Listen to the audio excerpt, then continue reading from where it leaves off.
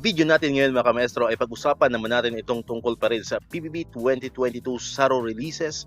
Ngayong araw po yan, August 13, 2024. Ayan, so upon checking po sa DBM, nakakita po tayo ng dalawang bagong opisina na nabigyan po ng SARO para sa PBB 2022 ngayong araw, August 13, 2024. Ayan, unahin po natin ang nagmumula sa Department of Justice o DOJ, particularly po sa New Bilibid Prison Correctional Institute for Women. Yan, nakalagay dyan, to cover payment of fiscal year 2022 performance-based bonus. At ang ikalawa pong opisina na nabigyan po ng SARO ngayong araw ay nagmumula po sa other executive offices o OEOs, particularly po sa National Commission for Culture and the Arts proper. Yan, nakalagay dyan, funding requirements for the payment of fiscal year 2022 performance-based bonus of 62 qualified officials and employees of the National Commission for Culture and the Arts. Ayan, so super po.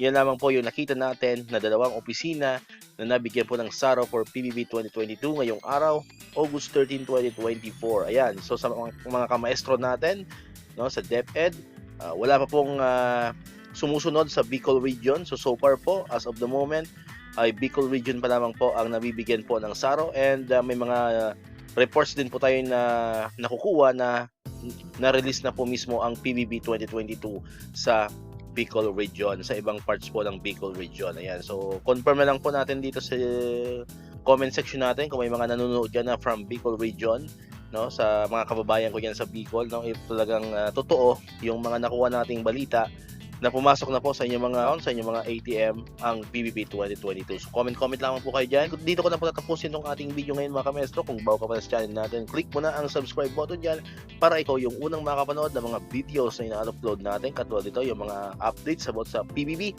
and other bonuses ng mga teachers and government employees. And syempre, click mo na rin ang notification bell button para ma-notify ka, updated ka pag may mga bago tayong uploaded na video. So muli, maraming salamat sa inyong panonood at pakikinig. Once again, El Maestro. See you on my next vlog. Bye-bye!